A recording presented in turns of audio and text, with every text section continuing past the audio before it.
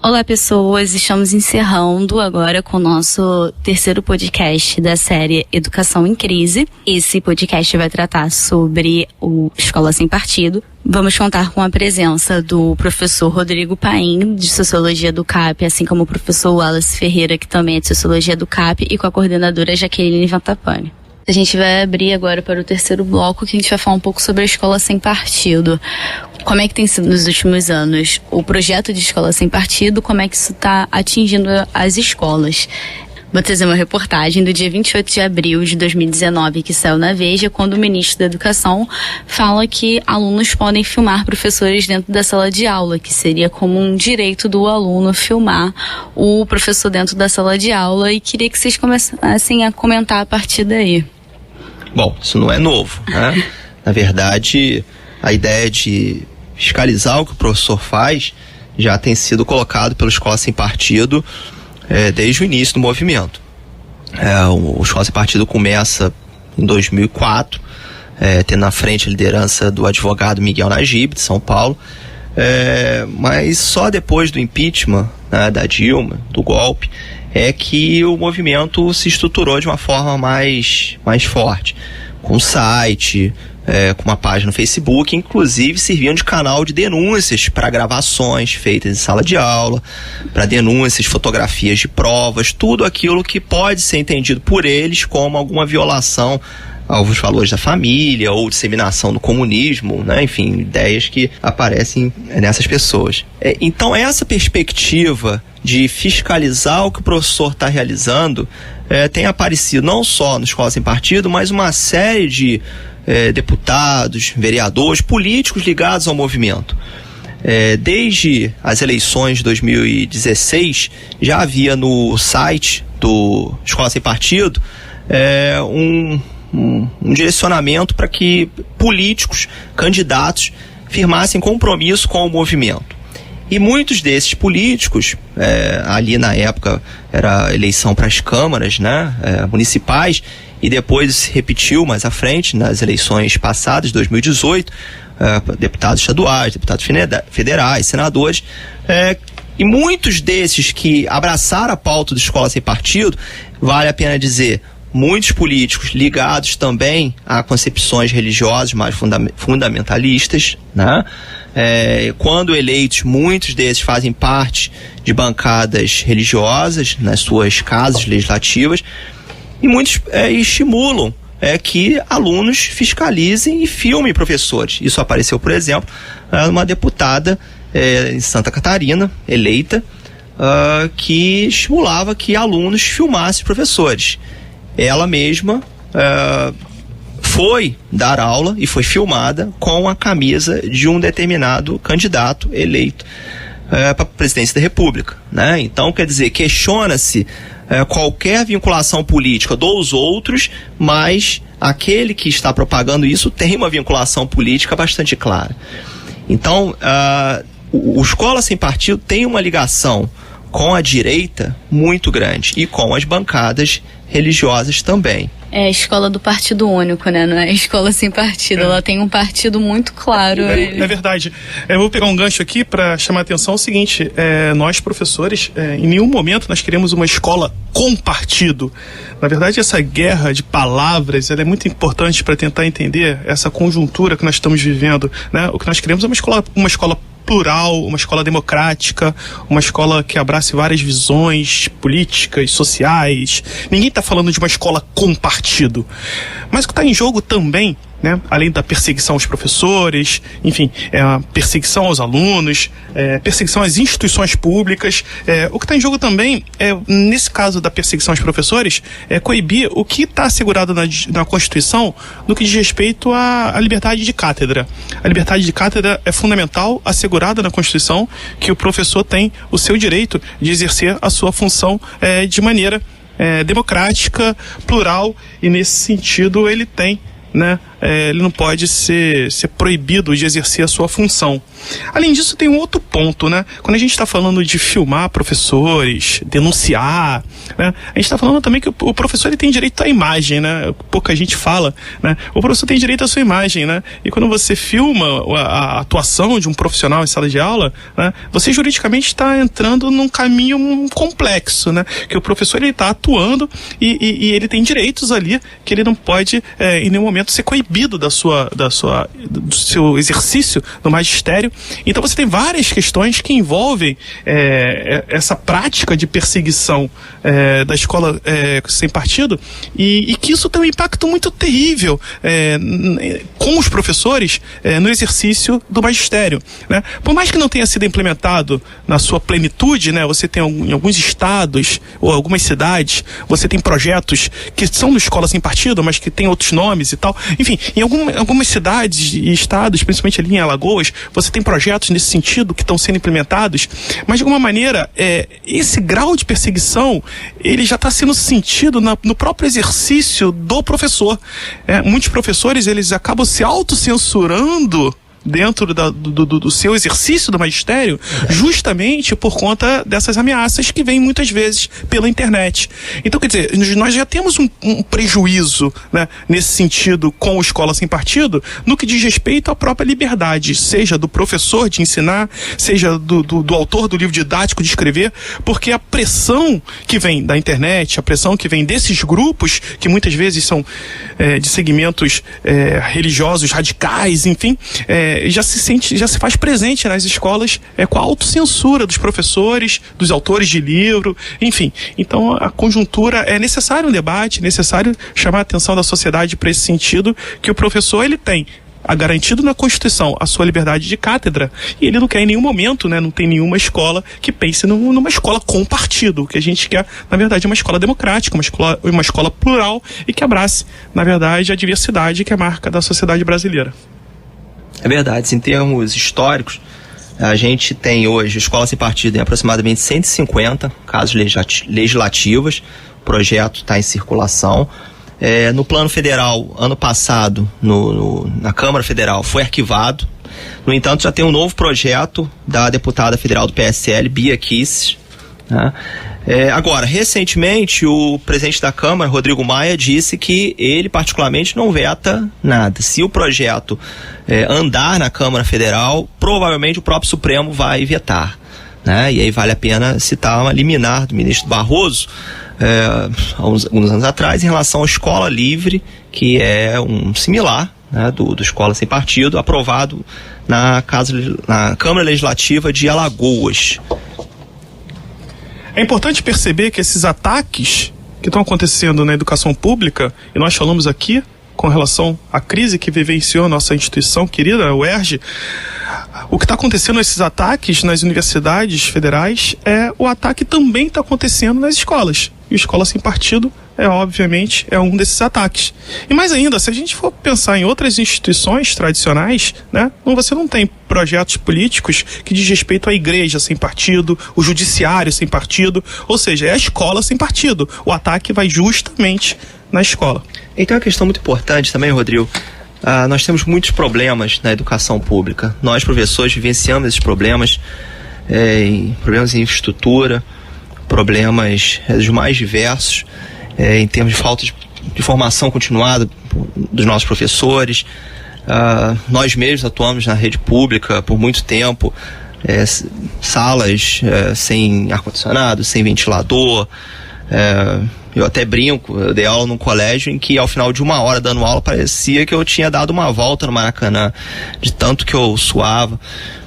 Então são realidades tão complicadas, um difícil salário muito baixo, professores que precisam atuar em vários colégios para conseguir chegar a R$3.000, por exemplo, e tentar sobreviver numa cidade cara como o Rio de Janeiro, que é a nossa realidade aqui.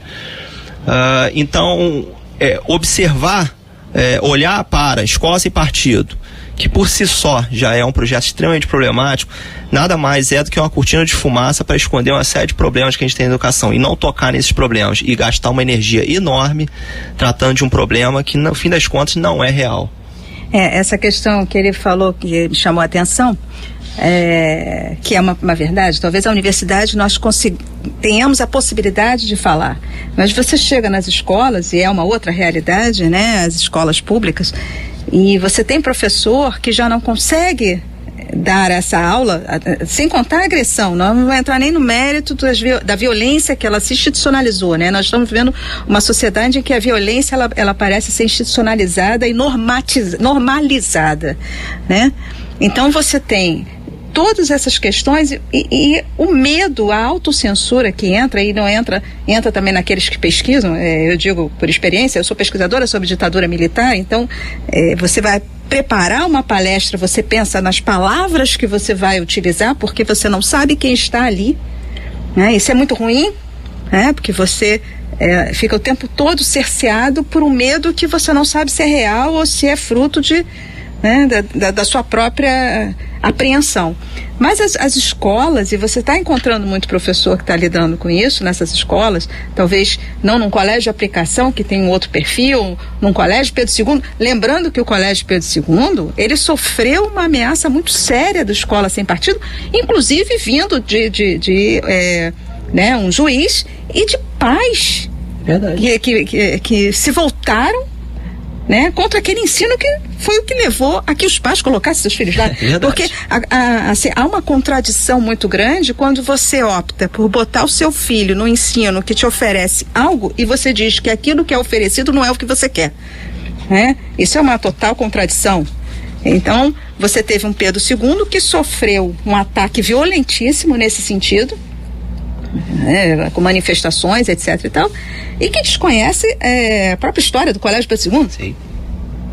E com um agravante nas outras escolas, e aí digo que são essas escolas, por exemplo, se você pegar casos de ataques na escola sem partido, na Baixada Fluminense, que é um reduto político extremamente complicado, né? Você teve casos efetivos de professores que foram ameaçados. Ou o que ele falou muito bem, né? Você tem a rede social, e a rede social virou uma arma.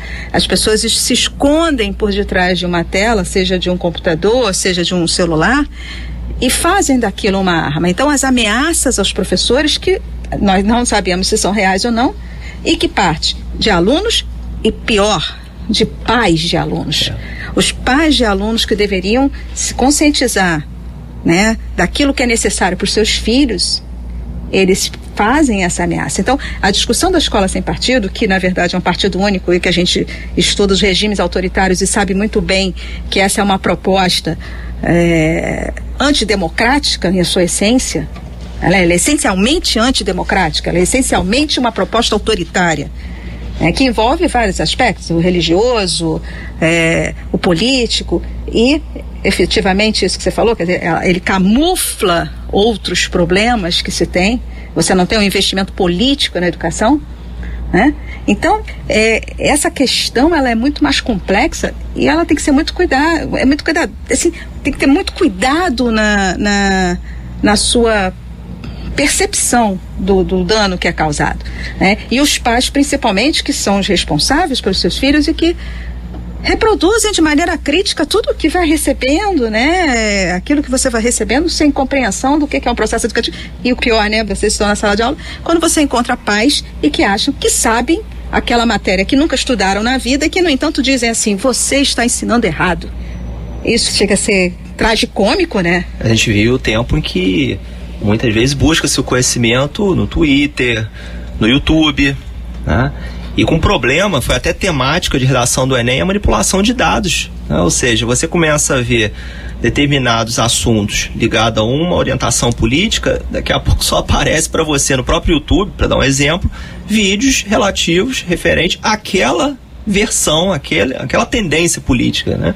Ou seja, isso vai corroborando, vai confirmando o tipo de radicalização que a gente está vivendo na sociedade brasileira, né? E as redes sociais tem muitas coisas boas, mas uma coisa ruim é isso, é o fato de você ficar muito preso apenas a uma linha de pensamento, até mesmo por conta dessa manipulação de dados que ali ocorre. Não só preso só essa linha de pensamento, a internet ela vira como um tribunal, né? O projeto de escola sem partido ele não é aprovado, mas aí a gente vê os professores de escola particulares, nesse caso, que são filmados e são divulgados, né, nas mídias sociais do Escola Sem Partido, por outras redes também, e esses professores, eles são demitidos das escolas, têm dificuldade de conseguir um emprego. Então, assim, é um projeto que ele não foi aprovado até então, mas que na sua prática ele já está acontecendo, principalmente com os professores das escolas particulares, justamente por esse tribunal que virou a internet, né? O vídeo é jogado na internet, ele é julgado pela internet e é demitido pela escola e tem uma dificuldade de conseguir o seu emprego depois, conseguir entrar em outra escola particular.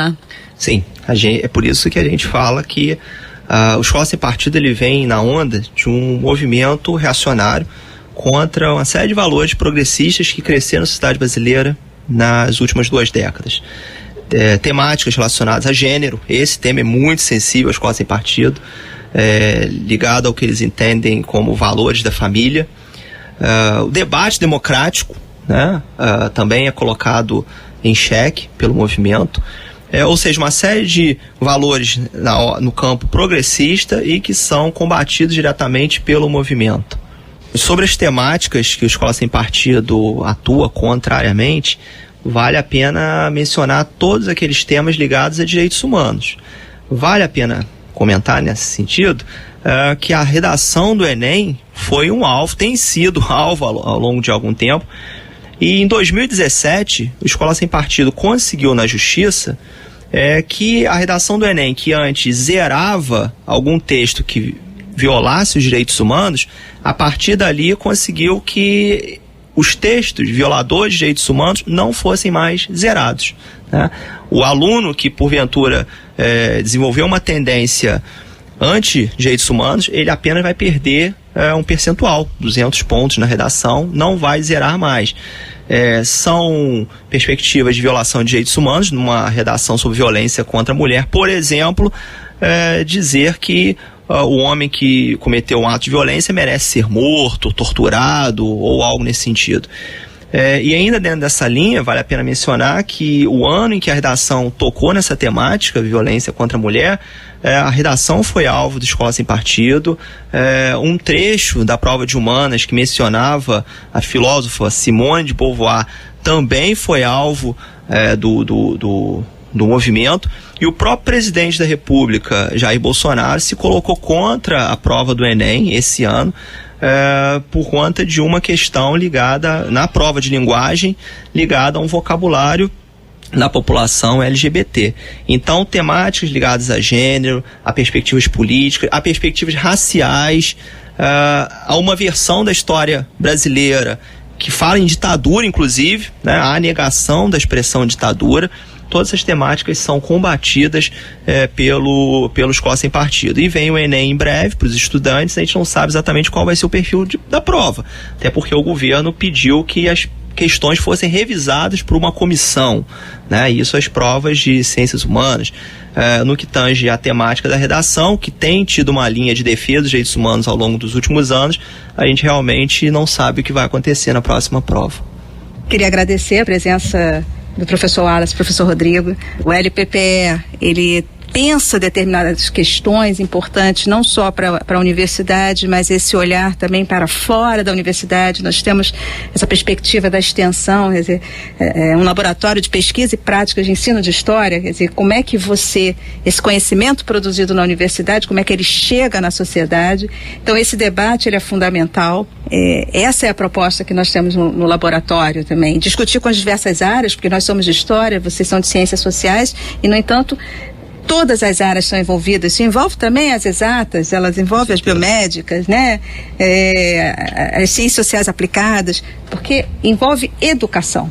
Então, esse é o nosso papel. E por isso que esse debate é muito importante, trazer essa discussão com vários olhares. O papel também da Universidade do Estado do Rio de Janeiro, né? Uma tradição importante que ela não é só o laboratório no sentido das experiências ruins, mas ela também é um laboratório no sentido das boas experiências, e isso é fundamental lembrar. né? É um ataque, sim, mas há uma sobrevivência, porque a UERJ ela sobreviveu essa crise de uma maneira exemplar, né? Todos nós, o fato de nós estarmos aqui hoje discutindo esse tema, nesse trabalho, nesses projetos, tem esse perfil. Então, eu acho que esse debate aqui, esse envolvimento que nós temos de professor, como ela falou, professores, técnicos, o aluno, especialmente vamos dizer assim, atingido diretamente por essas questões aqui. Então, essa reflexão que vai para todo mundo. Então, eu queria agradecer, e eu acho que foi inspirador. Muito importante a gente trazer esse tema sobre educação no momento da conjuntura que a gente está vivendo no país. E fechando agora a nossa segunda edição do podcast da LPPE, que vão estar nas redes sociais, não só no Spotify, mas a gente vai estar divulgando no Facebook, no Instagram, no Twitter. É só dar uma olhadinha lá e quem quiser comentar, mandar ideias até sobre o que foi falado aqui e conversar, é só escrever pra gente. Então a gente está fechando aqui o nosso podcast sobre educação, segundo podcast do LPPE. Queria agradecer a presença do professor Wallace, do professor Rodrigo, da Jaque. Agradecer justamente para a gente poder refletir um pouco sobre esses temas que nos últimos meses vem sendo falado muito nas mídias e dentro das universidades. Então é muito importante a gente daqui da universidade levar um pouco que a gente está pensando sobre para fora, né? Fazer essa extensão. Agradecer também ao apoio do Audiolab, que a gente está aqui gravando para produzir esse material.